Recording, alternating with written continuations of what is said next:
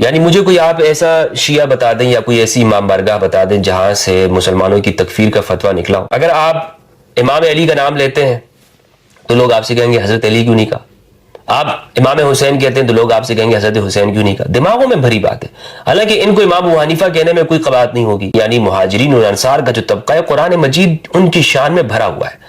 کوئی شخص اگر یہ کہتا ہے کہ صحابہ کرام کی شان میں قرآن کی کوئی آیت نہیں ہے تو اس سے بڑا جھوٹا اور کاذب کون ہوگا؟ قرآن تو صحابہ کی مدح کرتا ہے۔ بسم اللہ والصلاة والسلام علی رسول اللہ وآلہ وموالا۔ السلام علیکم ورحمۃ اللہ وبرکاتہ۔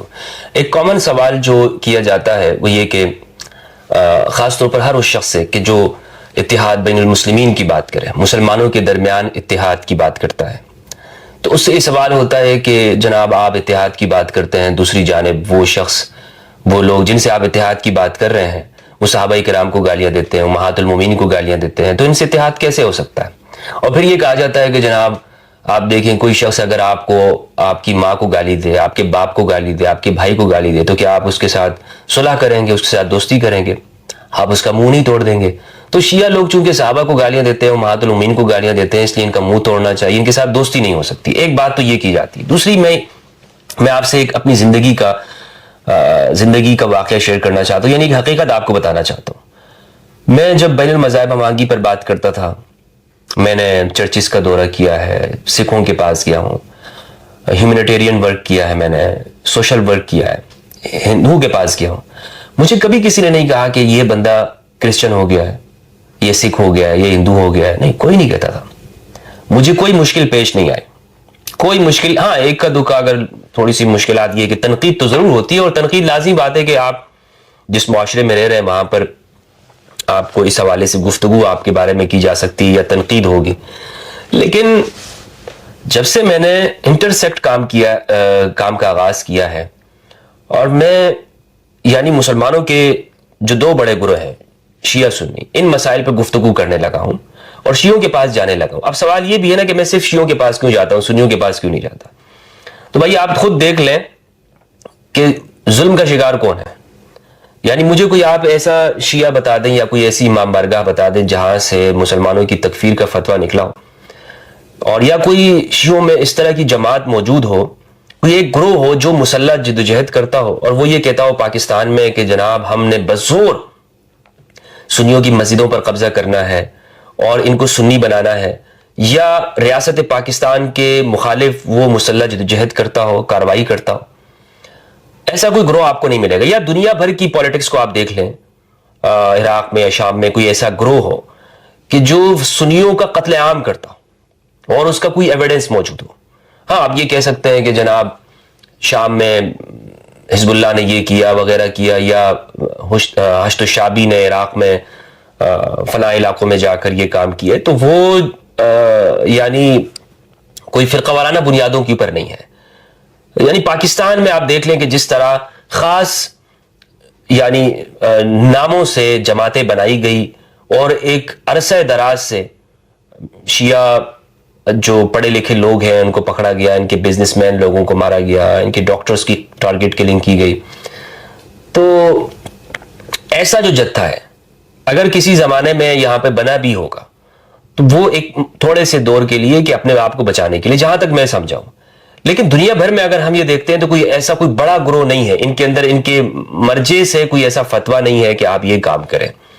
اگر کسی نے کیا ہو تو وہ انفرادی طور پر کیا ہوگا، وہ وہاں مرجے سے ہٹ کے کیا ہوگا۔ لیکن ہمارے ہاں آپ دیکھ لیں کہ جو ظلم کا شکار ہونے والے لوگ ہیں، ظلم کا شکار وہ شیعہ رہے ہیں، اور جو لوگ یہ کام کرتے رہے ہیں یعنی مسلح جدوجہد، ٹی ٹی پی کو آپ دیکھ لیں، وہ سنی مکتب فکر سے حنفی ہے اور دیوبندی اسکول آف تھاٹ کو فالو کرتی ہے، اور انہی مدارس کے وہ لوگ ہیں کہ جو اس میں حصہ لیتے ہیں۔ تو اس طرح کی جتنی بھی مسلح تنظیمیں ہیں ان کا تعلق کہاں سے، یہ آپ کو معلوم ہو جائے گا۔ یہ کوئی فرقہ وارانہ بات میں نہیں کر رہا ہوں، یہ وہ بات میں کر رہا ہوں کہ جو آپ کے سامنے ہر بندہ جان لے گا کہ ہاں بھائی یہ ان کا تعلق کہاں سے، ان کا تعلق کہاں سے، ٹھیک ہے نا۔ تو اس لیے شیعوں کے پاس جانے کا مطلب یہ ہے کہ ایک تو میں خود سنی ہوں الحمدللہ، یعنی اس معنوں کے اندر صحابہ کرام کا احترام کرتا ہوں، امہات المومنین کا احترام کرتا ہوں، نہ صرف احترام کرتا ہوں بلکہ ان کے فضائل کا قائل ہوں، उम्महातुल मोमिनीन की शान में कुरान की आयत नाज़िल हुई, सूरह अल-अहज़ाब के अंदर देख लें, उम्महातुल मोमिनीन की शान बयान की अल्लाह सुब्हानहू व तआला ने। और सहाबा किराम रिज़वानुल्लाहि अलैहिम अजमईन यानी मुहाजिरीन और अंसार का जो तबका है, कुरान मजीद उनकी शान में भरा हुआ है। कोई शख्स अगर ये कहता है कि सहाबा किराम की शान में कुरान की कोई आयत नहीं है, तो इससे बड़ा झूठा और काज़िब कौन होगा। कुरान तो सहाबा की मदह करता है। वस्साबिक़ूनल अव्वलून मिनल मुहाजिरीन वल अंसार वल्लज़ीना तबअूहुम बिइहसान रज़ियल्लाहु अन्हुम व रज़ू अन्हु। तो कुरान मजीद उनकी मदह कर रहा है। उलाइका हुमुल मुफ़्लिहून कहता है, मुत्तकीन कहता है, फाइजून उनको कहता है, मुमिनून उनको कहता है। तो कुरान, इसलिए मैं क्या हर मुसलमान उसके ऊपर ईमान और यकीन रखता है। तो अब शियों के पास जो मैं जाता हूं उसकी बुनियादी वजह ये मैं कई मरतबा बता चुका हूं। एक तो ये कि जुल्म का शिकार होने वाला तबका है। दूसरी बात यह है कि खुद सुन्नी हूं, तो मुझे किसी सुन्नी के पास जाने की जरूरत नहीं है। अगर मुझसे आप मौक़िफ़ लेना चाहते हैं अहले सुन्नत का, तो आप मेरे पास आइए, मैं आपको अहले सुन्नत का मौक़िफ़ दूंगा। हाँ, मैं शिया नहीं हूं तो इसलिए उनका मौक़िफ़ लेने के लिए उनके पास जाना पड़ता है। वाज़ेह 2 जमा 2 4 वाली बात है। तो अब ये आप देखें कि पाकिस्तान में जब से मैंने इस मौजू के ऊपर काम किया तो ये फतवे लगना शुरू हुए, और हर वो शख्स जो इस मौजू पे काम करेगा, ये आसान नहीं है, ये हक का दरिया है, इसको पार बहुत मुश्किल से किया जा सकता है और इस्तिकामत चाहिए इस काम के लिए कि आप जाए। लेकिन इसके बेनिफिट बहुत है, यानी इसके फवायद बहुत है, और वो आपकी बजाय उम्मत मुस्लिमा को इसके फवायद होते हैं। यानी ऐसे लोग मुझसे राब्ता करके कहते हैं, मुफ्ती साहब पहले मैं शियों को काफिर समझता था, कई लोग कहते हैं, लेकिन अब अल्हम्दुलिल्लाह आपके बयानात सुनने के बाद मैं अहलुल बैत को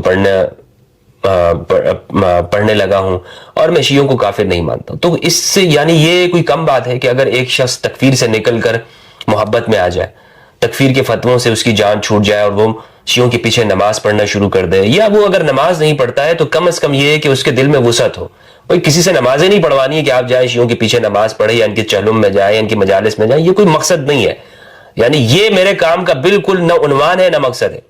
हाँ, अगर कोई शख्स इतने करीब हो जाता है तो बहुत अच्छी बात है, वो जाए, उसकी मर्जी है। अपना भाई रिलीजन फॉलो करने का या मजहब फॉलो करने का इख्तियार तो हर बंदे को है ना, तो वो उसकी मर्जी के ऊपर है। मैं तो किसी को जबरदस्ती या मजबूर नहीं कर सकता हूं या रोक नहीं सकता हूं। मकसद बुनियादी तौर पर यह है कि हमारे अंदर इतनी वुसअत पैदा हो जाए। लेकिन जो चीज मैं आपके साथ अपना तजुर्बा शेयर कर रहा था वो ये है कि मुझे जो मुश्किलात फेस करनी पड़ती हैं, वो एक सबसे बड़ी बात तो ये है, मुआशरती तौर पर तो खतरात वो आपको लायक होंगे या तन्हाई का सामना आपको करना पड़ता है, मगर इसी काम में क्यों है, ये काम बहुत मुश्किल है। इसी काम में जो आपको मुश्किलात फेस होती हैं उसकी बुनियादी वजह यह है कि लोगों को अरसे दराज से उनके दिमागों में यह बात भरी हुई है कि ऐसा नहीं हो सकता, और ये जो भी ये काम करेगा वो ईरान का एजेंट होगा, वो किसी मुल्क का एजेंट होगा। मुसलमान हमारे दिमाग से उनको तो निकाल दिया गया। अगर आप इमाम अली का नाम लेते हैं तो लोग आपसे कहेंगे हजरत अली क्यों नहीं कहा। आप इमाम हुसैन कहते हैं तो लोग आपसे कहेंगे हजरत हुसैन क्यों नहीं कहा। दिमागों में भरी बात है। हालांकि इनको इमाम अबू हनीफा कहने में कोई कबात नहीं होगी, इमाम अहमद रजा कहने में कोई कबात नहीं होगी, इमाम कासिम ननोतवी कहने में कोई कबात नहीं होगी, इमाम अली कहने में सुनने में इनको कबात लाजिम आ रही होगी।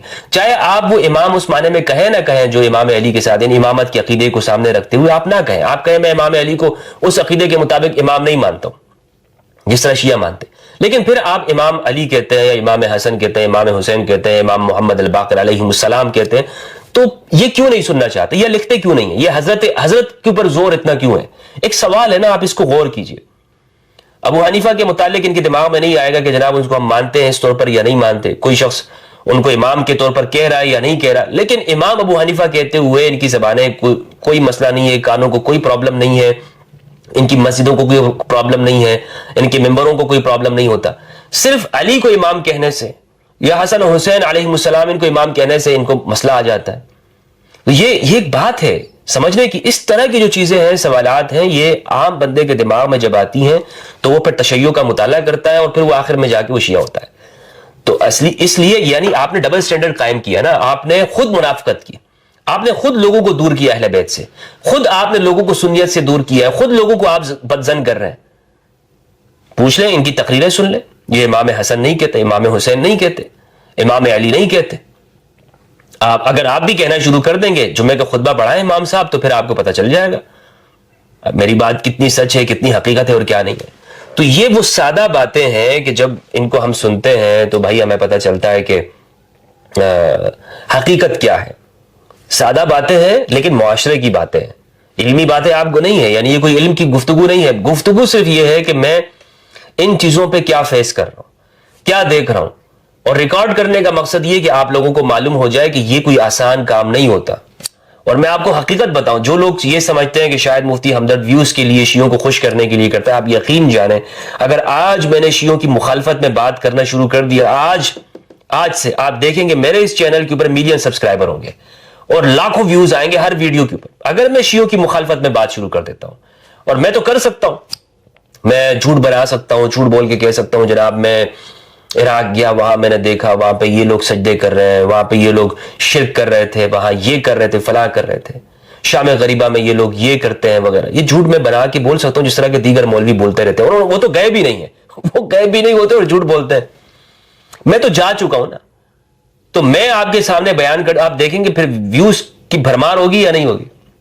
جو لوگ کہتے ہیں جناب میں ویوز کے لیے کر رہا ہوں, تو ویوز تو اس طرح حاصل ہوں گے نا, کیونکہ میجورٹی وہ سنی ہے شیعہ, میجورٹی سنی ہے دنیا بھر میں, تو زیادہ سننے والے کون ہوں گے.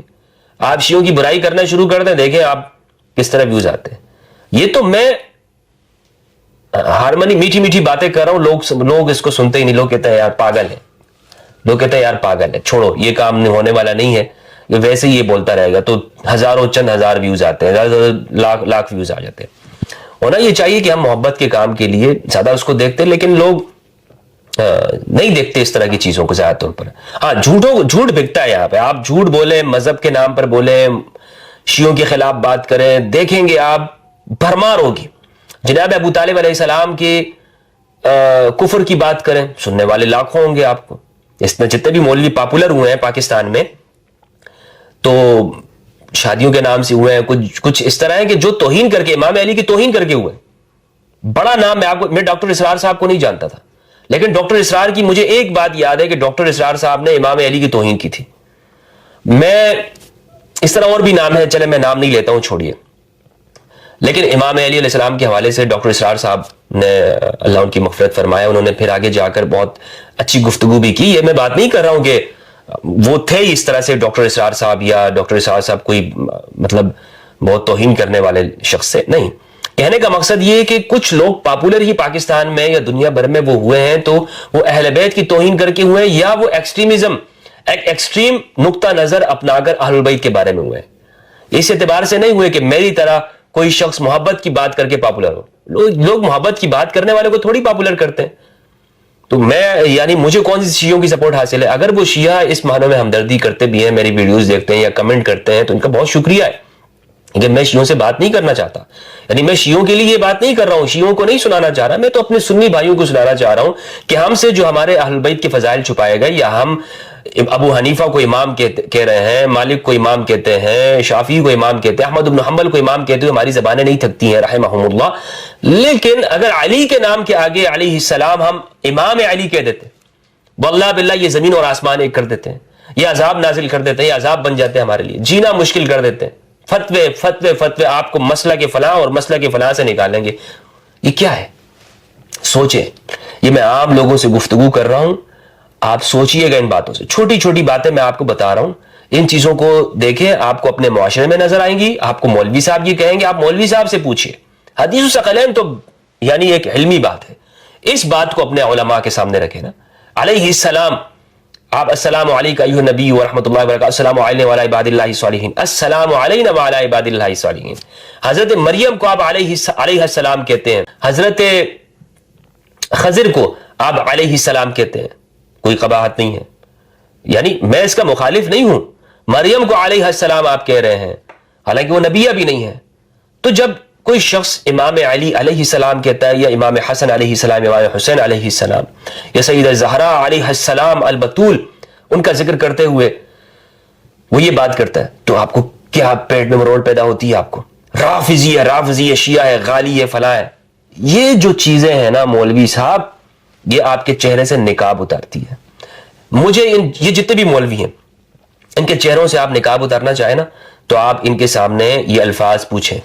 نہیں, یہ شیعہ آپ کو اسی طرح کہیں گے, کوئی دلیل ان کے پاس نہیں ہے. یا تو یہ کہیں گے کہ نبی کے علاوہ کو علیہ السلام نہیں کہنا چاہیے, یا یہ آپ سے کہیں گے شیعہ کہتے ہیں اس لیے نہیں کہیں. اور کیا ان کے پاس؟ رافضی کہتے ہیں رافضیوں کے ساتھ مشابہت ہے اس لیے آپ علیہ السلام نہ کہیں انبیاء کے علاوہ کسی کو. ہاں رضی اللہ عنہ کہیں, رحمت اللہ علیہ کہیں, محمد الباقر رحمت اللہ علیہ السلام رضی اللہ عنہ, امام محمد الباقر علیہ السلام, جعفر الصادق رحمت اللہ علیہ, حضرت جعفر صادق رحمت اللہ علیہ. اس طرح نام لیتے ہیں یہ لوگ. امام کہتے ہوئے ان کی زبانیں ٹوٹتی ہیں, زبانیں. تو یہ وہ باتیں ہیں جس کو ہم نے سمجھنا ہے, اور یہ یعنی بہت گہرائی تک آپ نے جانا ہے, لوگوں تک میسج پہنچانا ہے, پیغام پہنچانا ہے. اور مجھے اس میں آپ لوگوں کی مدد کی ساتھ کی ضرورت ہے کہ میرے اس پیغام کو آپ زیادہ سے زیادہ سنیں, زیادہ سے زیادہ لوگوں تک پہنچائیں. اور الحمدللہ عز و جل, اللہ کا لاکھ لاکھ شکر ہے کہ کم عرصے کے اندر لوگ ہمیں زیادہ سننے والے ملے ہیں. میں اللہ کا لاکھ لاکھ شکر ادا کرتا ہوں کہ پروردگار نے مجھے علی کے غلاموں میں سے بنایا. میرا شمار ان لوگوں میں سے ہوتا ہے پاکستان میں, دنیا بھر میں, کہ جو علی کا غلام ہے.